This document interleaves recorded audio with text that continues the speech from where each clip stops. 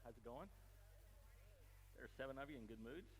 Some are withholding judgment. That's good. That's good. You don't want to, like, I don't know what this guy's going to do this time.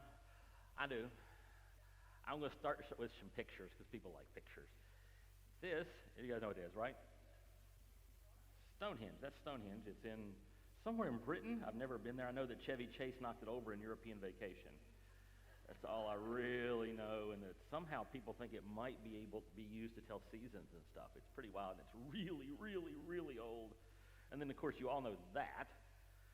Those are the great pyramids. That's the great one in the middle. And this is kind of cool. This is a drawing of the inside of one of them, what these actually look like inside. And here's something that you do when you see something like that. We do when we see something like either one of those, is we ask 2 questions. Those questions are who and how.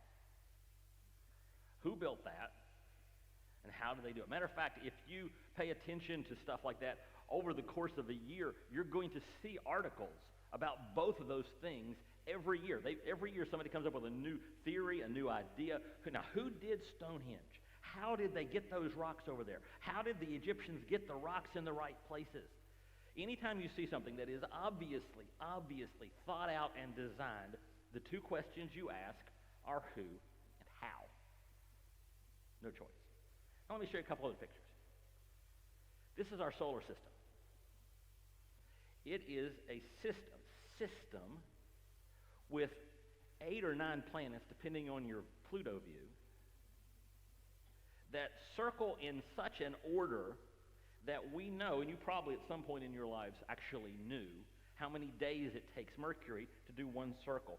Also, on the outside, we've got things like Halley's Comet, and every 70 years, Halley's Comet is going to come buzz by, loop around the Earth, and go back out. 70 years. You can set a clock. You can set a calendar by that. Matter of fact, this thing runs with such efficiency and such predictability and regularity that if this little moon that you can't see circling Earth gets between Earth and the sun, we can predict it with such specificity that we can buy glasses well in advance so we can watch it happen. Okay? That's quite a system. But here, this is the Andromeda Galaxy. And the Andromeda Galaxy, in case you're curious, is home to billions, with a B, of systems very much like ours. Some are probably more complicated, some are probably less complicated, but there's billions of those systems, and you see all these other dots, you know what those are? They're not stars. They're other galaxies. Each one full of billions of stars, each with a system that runs as efficiently as our solar system. That's interesting. Let's go to the other extreme. Let's go the other way. I'm worried right now because I was supposed to talk to my daughter with a degree in biology before I presented this illustration, and I didn't get a chance to do it. So I'm a philosophy major. So if you're a scientist, give me lots and lots of grace on this one. Because what is this? This is DNA. I really doubt it's that color. I think they color it to make it look pretty. Because I don't even know if color works at that level. I'm not that good. But that's what it looks like, and this determines you. Okay, this tells what color. You can find in there what color your eyes are going to be, your hair. You tell, when your hair will start turning gray. It doesn't actually tell you, from what I understand, it doesn't tell you when you'll quit coloring it, but when it will start turning gray. Okay, so as best of my knowledge, I could be wrong, but I'm not a biology major. Like I said, philosophy. But here's something really wild about DNA. DNA is like letters. There's 4 letters, 4 amino acids. Each of them is given a code, and I won't go any deeper than that because some of you started to freak out right there. Oh my gosh, no. But this code, it's like computer code. It's like an app. It's like a software. And scientists can go in there and study the software and rewrite it and reprogram it. Matter of fact, and I'm pretty sure I got this one right. You know frogs. We all know frogs. Frogs start out as eggs, little floaty eggs in a pond, right? And then they come out of that and they're tadpoles, and they got tails, and they're swimming around. And then at some point, their DNA switches, and the tail goes, whoop, and the legs pop out, and they start hopping. It is possible to go into the DNA of a frog. They've done this. Rewrite the code, reprogram it, so the tail comes back by going in there.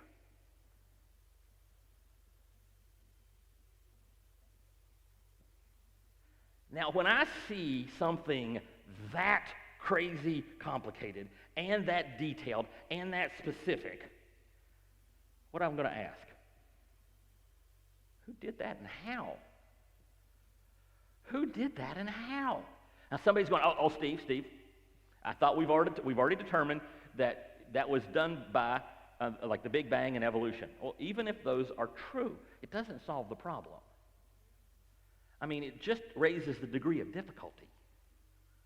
Because we still have something that is beyond our ability to explain it as random chance. This is something that is designed.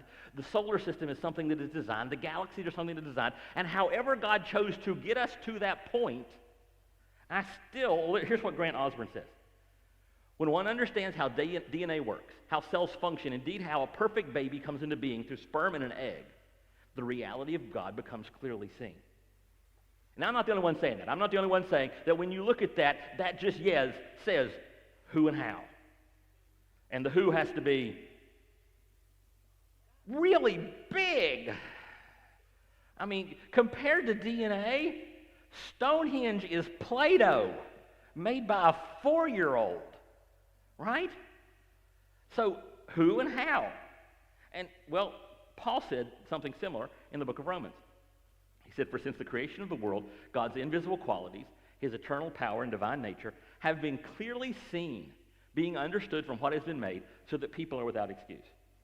Matter of fact, if you look at that verse really closely, he says, since the creation of the world, God's invisible qualities, his eternal power and divine nature. What's his divine nature? That's who he is. What's his eternal power? That's how he did it. Maybe not in specific detail, but it's who and how. And here's the first little sub-point. I'm going to do this one. I got to stop and explain it to you because you're told something very different. People are aware of God. Not some people, not a lot of people. People are aware of God. Okay? The Psalms put it this way. We'll get the rest of the blanks in a minute. Don't freak. The heavens declare the glory of God. The skies proclaim the work of his hands. Day after day, they pour forth speech. Night after night, they reveal knowledge. Okay? Now, but Steve, what about the people who say there is no God? What about the atheists? A, for one thing, there's not a lot of them.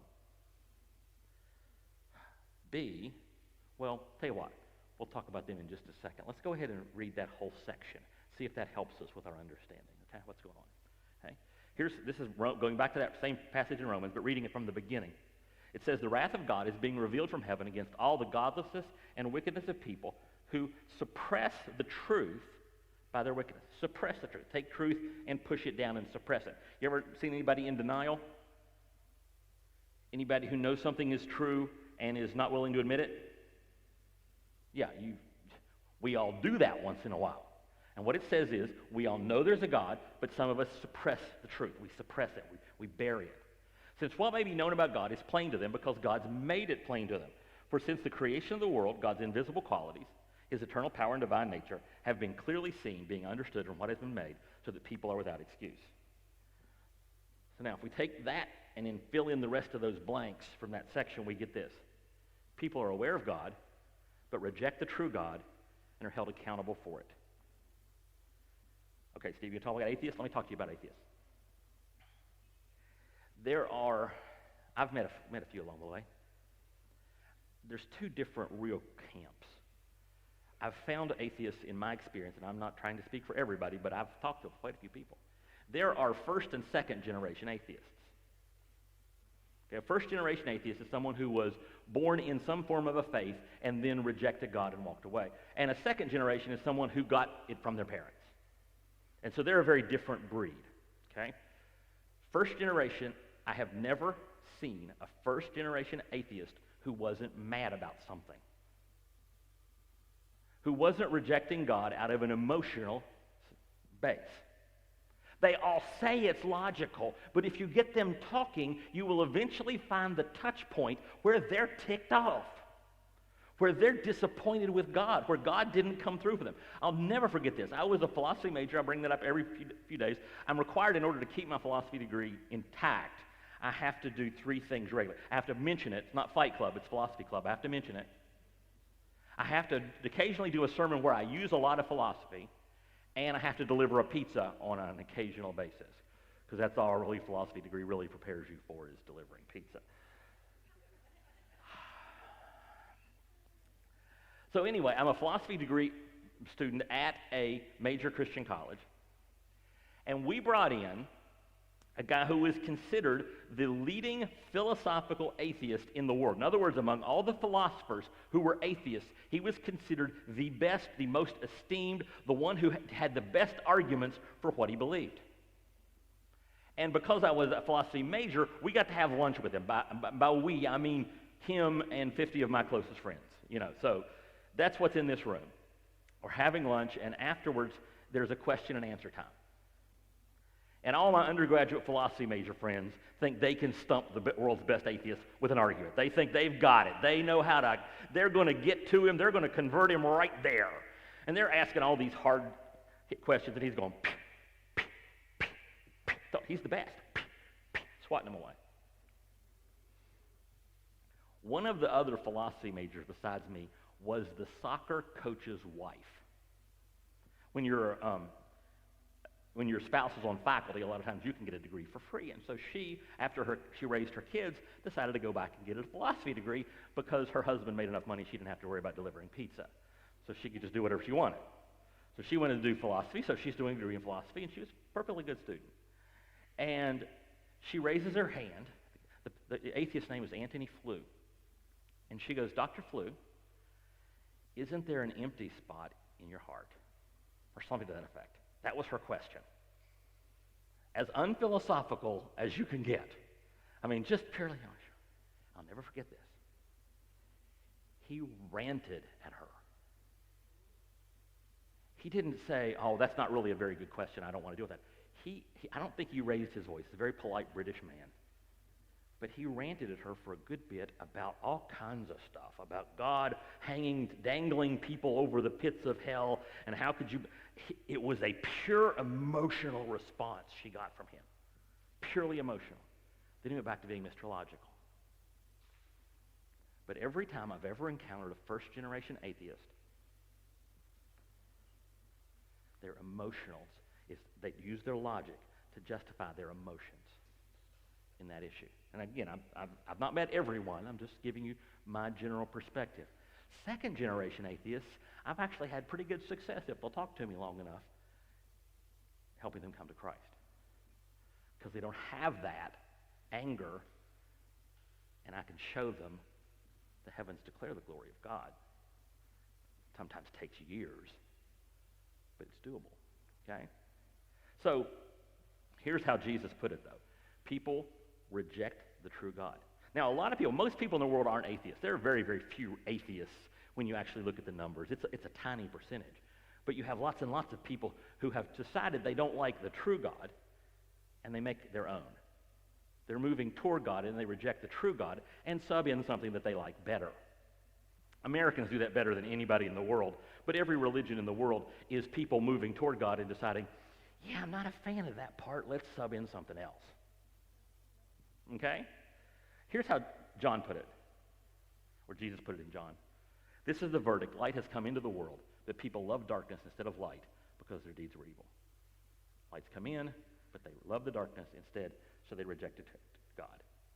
Now, at this point, you're starting to feel good about yourself because you're one of the ones, I'm one of the ones, who didn't reject God. Good for me. This is from Titus.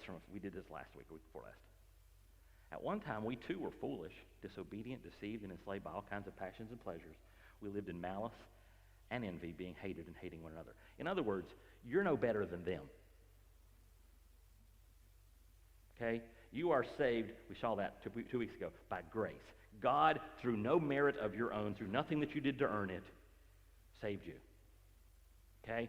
So you can't be looking at other people who are rejecting God, who are living in sin in very, very bad ways. You might look and go, oh, all of us have our list of the sins we don't like. You ever notice that about Christians? We have two groups of sins. There are the terrible sins and the ones I'm tempted to. You ever notice that? That's how we do it. It's like, oh, that's just terrible. And that's not that bad because I really have trouble with that one. I can understand somebody having trouble with that. That's terrible. We're no better. And here's the question we're going to be asking both today in this message and in this whole series. Am I positioning myself to lead others toward God? The other people who are lost. Lost meaning misplaced.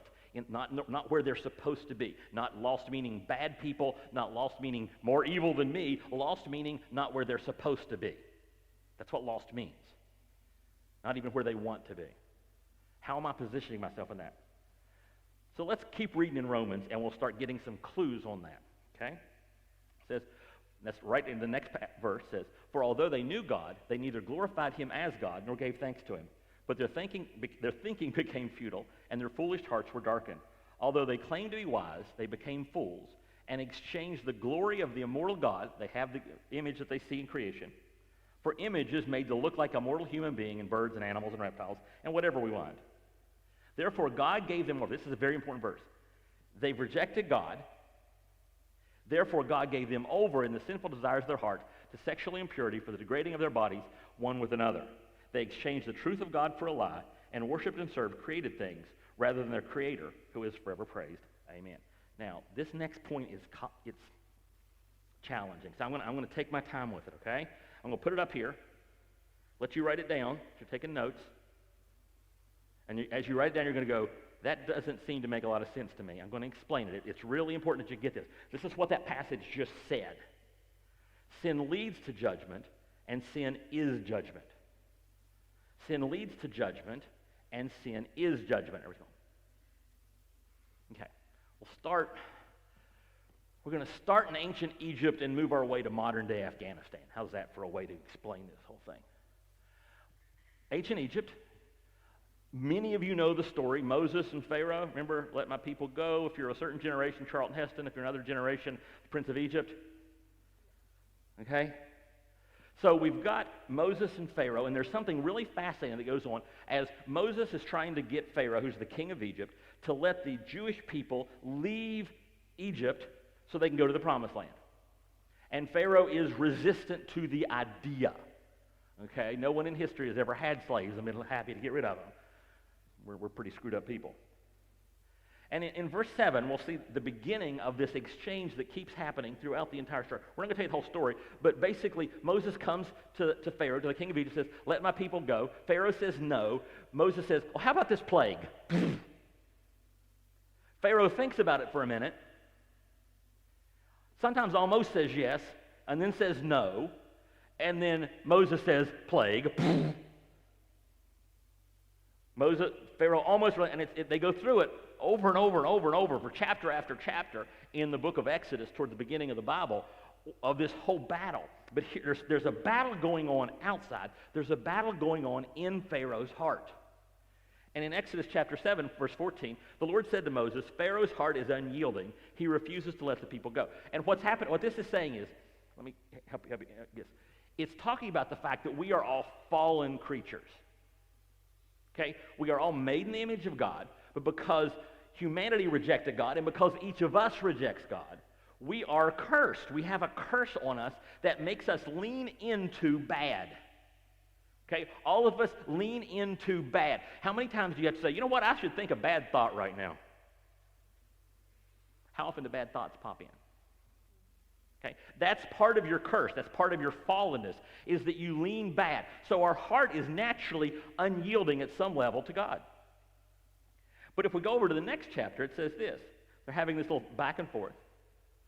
But when Pharaoh saw that there was relief, in other words, when Moses made the plague go away, Pharaoh hardened his heart and would not listen to Moses and Aaron, just as the Lord had said. So he hardened his heart. He rejected God. God comes to him, and not only is his natural tendency to reject God, he then chooses to reject God. But in chapter 9, this happens. But the Lord hardened Pharaoh's heart. We just swapped our subject and our direct object in these sentences. Right? And this time, God chooses not to let Pharaoh harden his own heart. God hardens his heart. And each time that we reject God, God, in a sense, rejects us. Okay? And what this is called is, some people call it this, restraining grace. And restraining grace is the grace in our lives that keep us from being as bad as we could be. It happens in cultures, it happens in individuals. Let me just explain it to you this way. Here are the things you do that are bad. You know they're bad. You know, you come back to them, you just keep doing them. If I were to say, where is the line on the things you think of that are bad?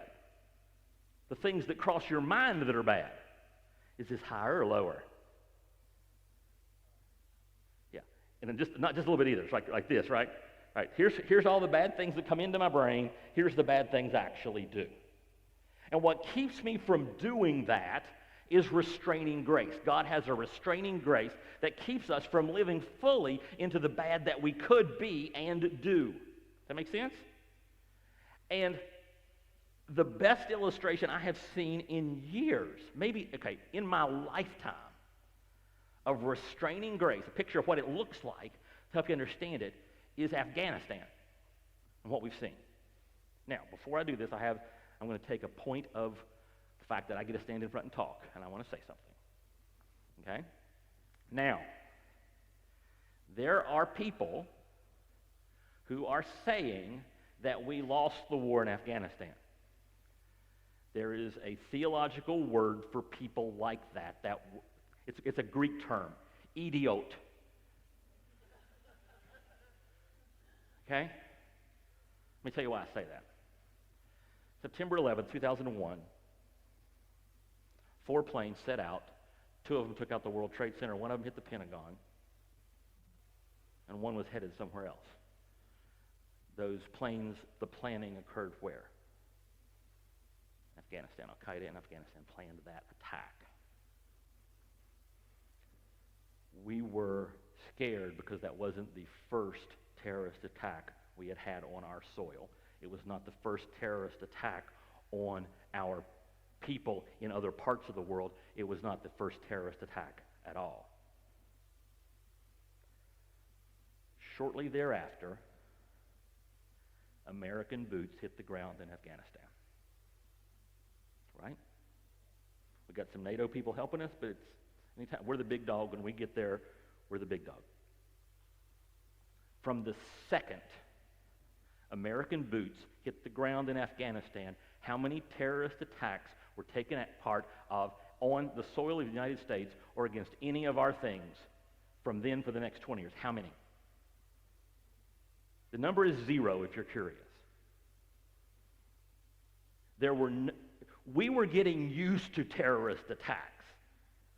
There was the Cole. There was one earlier one at the World Trade Center. We were getting used to terrorist attacks on us, and we put boots on the ground in Afghanistan, and my daughter, who turns 21 this year, has no memory or thought of there being terrorist activity against Americans. For 20 years, we have been safe because we had boots on the ground in Afghanistan. And other people can say whatever they want to say about the men and women who served and put their lives on the line, many of whom I know, the ones who lost their lives. You can say whatever the heck you want about that. I have only one thing to say to all of you who served over there, who served in there, who sent your spouses over there. I only have one thing to say to you. Thank you. That's all.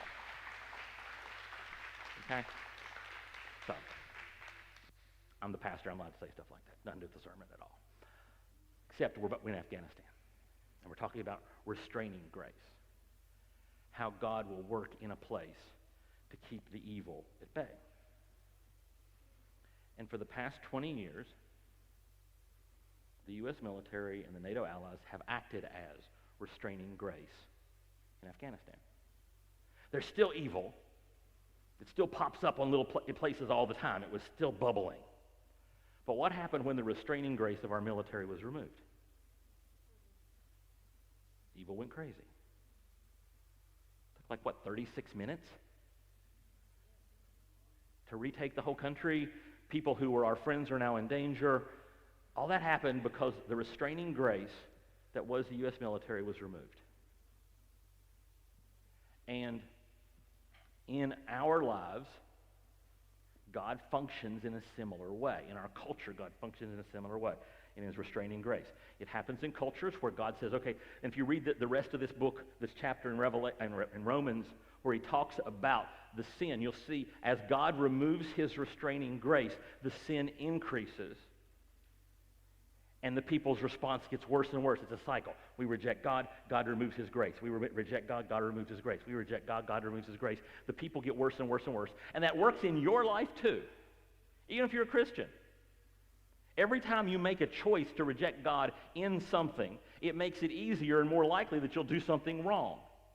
And the next thing that you do wrong makes it easier to do the next thing wrong. And how many of you have been in a cycle going the wrong direction and had to slam on the brakes and say, wait, I am going in a really bad direction. I need to reestablish my relationship with God. I need to reassert who God is and let him be in control of my life. I have to change this direction, right?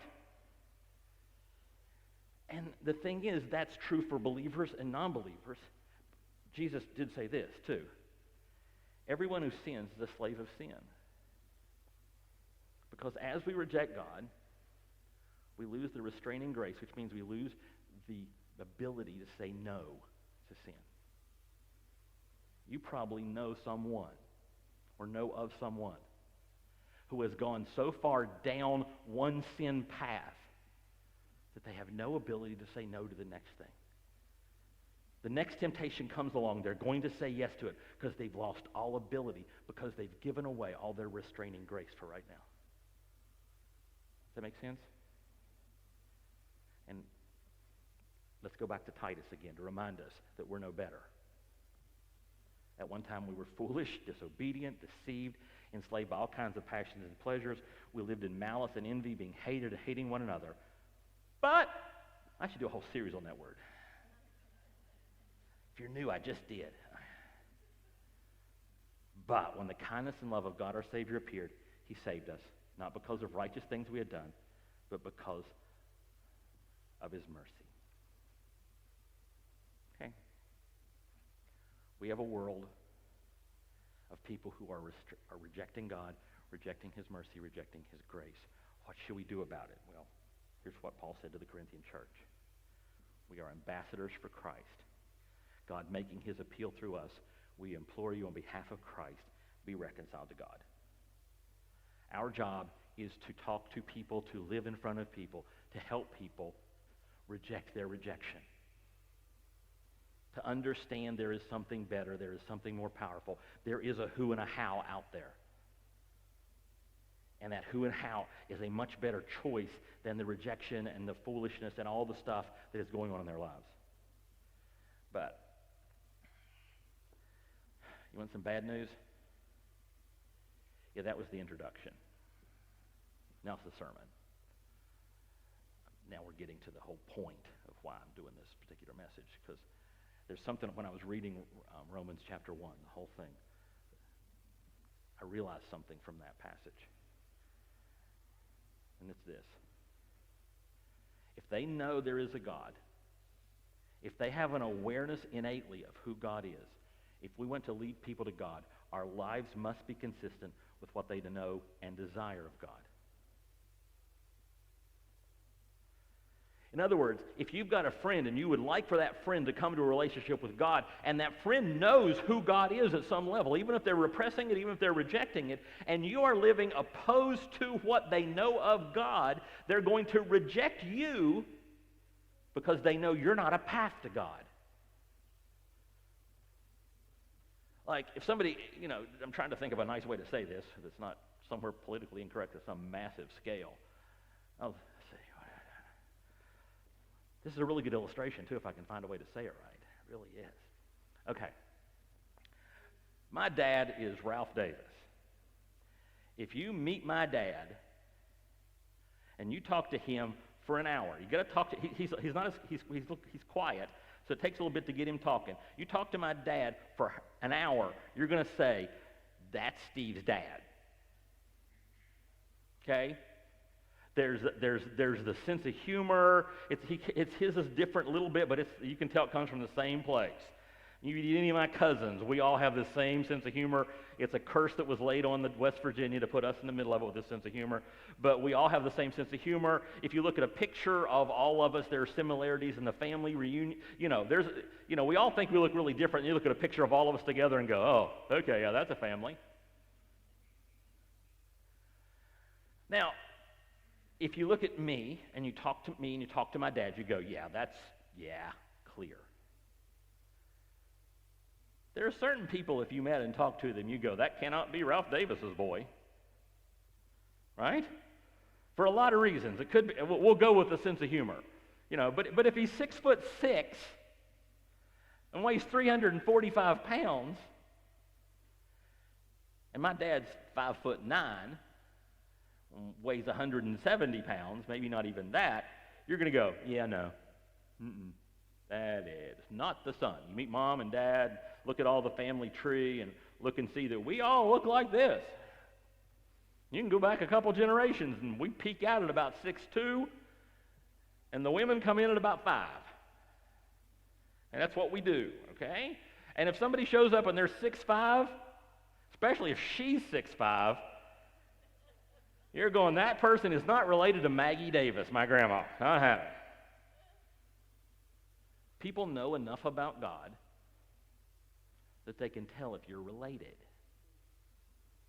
There is an innate knowledge of God that they have within them, and if you don't look like him at all, if you don't act like him at all, you have eliminated the possibility of you ever bringing a person to a relationship with God, a life-changing relationship with Jesus Christ. All that Christ did on the cross, you can share that with him. You can talk about the resurrection. You can talk about the cross. You can talk about all that stuff. You can give them theology. You can give them all that stuff. And if you don't look like Jesus in any way, shape, or form, they're going to say no. So, what I want to do is I'm going to take the next few minutes and I'm just going to walk through some of the things we saw in one other verse, and I'm going to just give us some questions to ask ourselves. And none of us are perfect at these things. I want you to just these are ways to grow. They're not ways to say, here's what you need to be or you're a failure. These are ways to grow. Because let's go back and look at it. It said that what may be known about God is plain to them. So they know that. God's made it plain to them. Okay? Since the creation of the world, God's invisible qualities, eternal power and divine nature. We'll stop right there. Okay? Eternal power. Let me ask you, if God is eternally powerful, if God made DNA and galaxies, how would that show up in me? Well, you should see what I can do with Play-Doh. No. If God has eternal power, do I trust him in the circumstances of my life? Am I trusting God? Because if I believe he's eternally powerful and loves me, then how many circumstances in my life are big enough to scare him? Remember I was talking about Antony Flew and how every question they threw at him is, pew, pew, pew, pew, pew. How do you think God handles challenges? I tell you how Psalm 2 says the God in heaven laughs. He scoffs. You don't have a problem big enough to worry God. So why do I let them worry me? That's just the question. Oh, by the way, can I share this with you? Yes, I can, because I've got the microphone. We brought in Antony Flew. Well, we didn't. The school brought in Antony Flew. And all the philosophy majors are trying to convert him with one question, and it did not work. But one of our professors, Gary Habermas, formed a friendship with Antony Flew. They wrote a book together where they did a debate. And we don't know if Antony Flew ever accepted Christ, but before he died, he came out that he now believed in God. And we're prayerfully hopeful that he actually accepted Christ. Not because somebody threw the zinger question at him, but because Gary Habermas looked like God, or at least God's cousin or child, and was able to speak into his life, okay? which is the next one, his eternal power and his divine nature. Does my life reflect God's principles? I know Gary Habermas, his life reflects God's principles. Can I add a little piece to this one? And by the way, we're not going to get all excited. We're just going to go through a list here, and we're going to just give you some things to chew on. Does my life reflect all God's principles? Have I told you this thing I'm thinking about doing? It's kind of a joke, but I wish I could. I'm thinking about, there's all these, everyone's talking about, like a pastor will come out with a Bible, it's study Bible or whatever. I want to come out with my Bible, but I want to rearrange it so people accidentally read the parts of the Bible they don't like.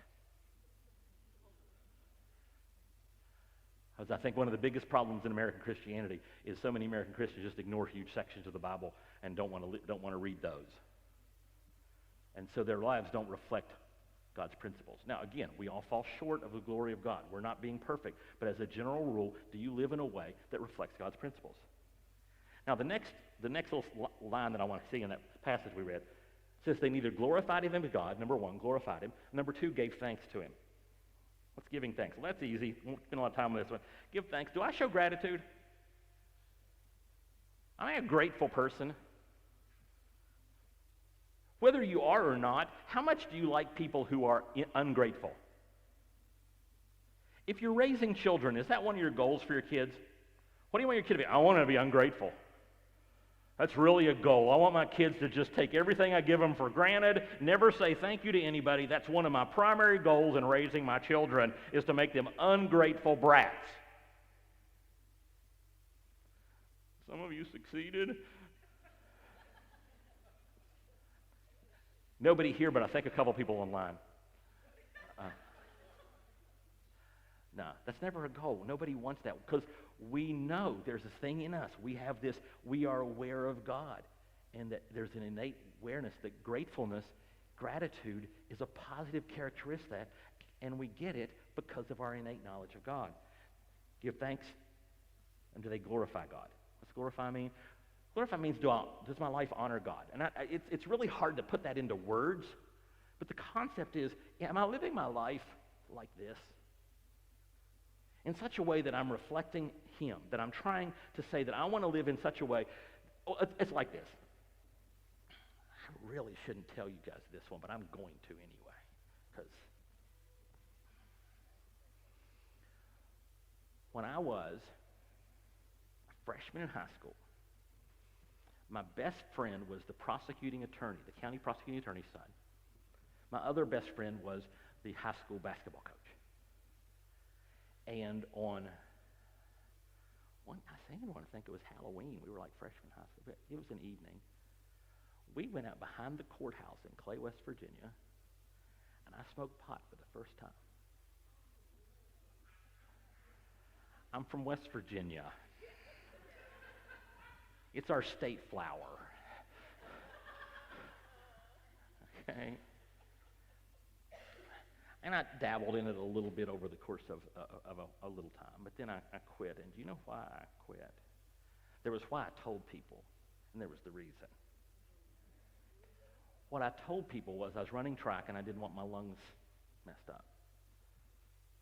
The reason I quit was I didn't want my parents to find out, not because they'd punish me, but because they'd be broken.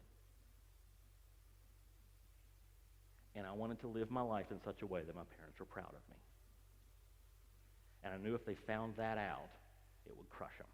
So I quit. Because I wanted my life to honor my parents. Are you living your life as best you can to honor God? Are you living in such a way that you think God has the potential to be proud that you're his child? Sense? Now, don't put that on social media. I don't really care. It's 1970 something. I believe the statute of limitations is over. Okay, one more, real quick. This is a tweet I saw recently. Because if you look at nature and look at creation, what can you tell of God? Well, there's some things that you can't tell from creation. There's some things you can never get from creation. That's why we need the Word of God. That's why we need the Bible. And here's what this tweet said. It's really shocking until you think about it for a second. We can also infer from nature that God is capricious, unjust, does not care personally for his creatures.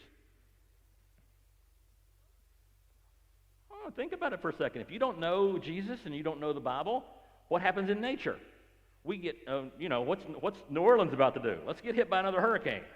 How about Haiti? Another one. What happens in the animal kingdom? They eat each other. If that's all you knew, but God without special revelation, without the Word made flesh, is inexorable and terrifying. But we have the Bible, and we have the Word of God, and we have Jesus. Now let's move on down in Romans. We're going to chapter 2, just the very beginning of chapter 2. It says this: don't you see how wonderfully kind, tolerant, and patient God is with you? Does this mean nothing to you?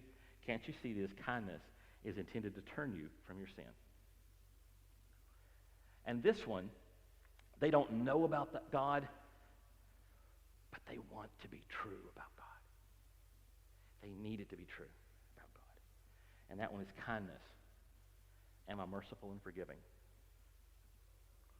Because people need it from God, and they need to see it in you. I'm going to commercial something we got coming up pretty soon. You really want to register for this. I remember I told you this a few times. A few years ago, I ended up on a podcast. An LGBTQ guy had a podcast. He invited me to be a guest. We talked, and I was talking to him and his audience. And he told me that his audience is primarily both LGBTQ and atheist.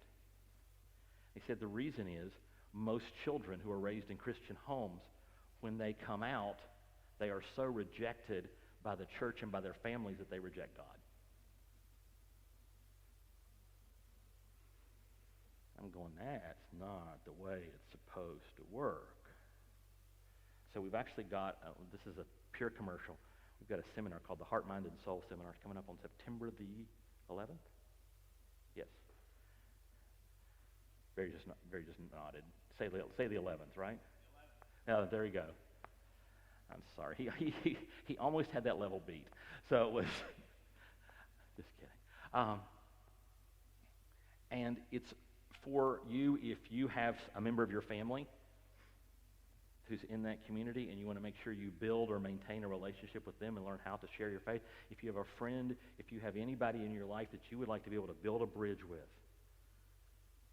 so that you can show them the kindness of God. That's what that's for. And that's what they need from us. People need us to be kind and forgiving. There's enough judgmentalism in the world. They don't need another example from you. I'm talking about everybody now. Because we're all sinners. We're all sin and fall short of the glory of God. Everybody out there needs you to be kind. They need you to be merciful and forgiving. They need you to model that because the world tells them that it's not true, and they need it from you. So, want to just run through these real fast again? Say yes. Because I want you to grab one. Five's overwhelming. Pick one. I'm going to do it real fast. Do I trust God in the circumstances of my life? Does my life reflect God's principles? Do I show gratitude? Does my life honor God? And am I merciful and forgiving? Pick one. The one you think is your biggest challenge. And this week, if you're a follower of Christ, I want you to work on living that one. This is online. You can go back and look up the others later once you get that one down. But I don't do this for Sunday morning. I do this for Monday. So when you leave, I want you to have one of those in your brain, if you're a follower of Christ, that you're going to live this week. You're going to take it up another notch because you want to help people come to that relationship with Christ that you have. Now, if you don't have a relationship with Christ, that's one of the big reasons we do what we do. We want to introduce you to the God who loves you.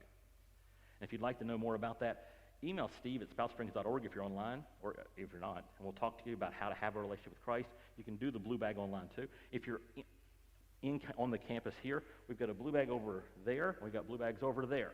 And if you grab one of those, there's some here and here.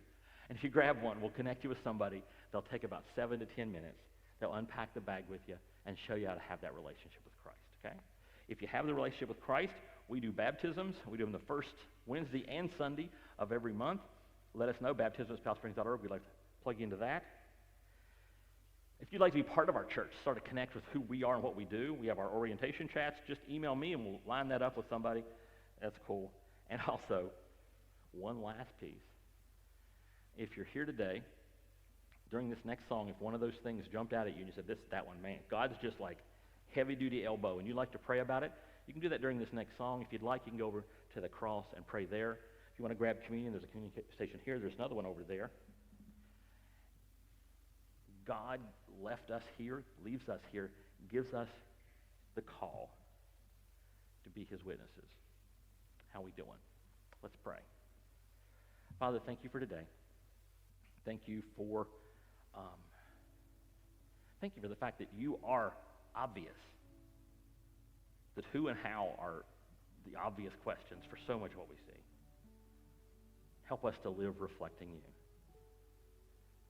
And Father, for our people here, we've got some people that are in harm's way. We pray keep them safe.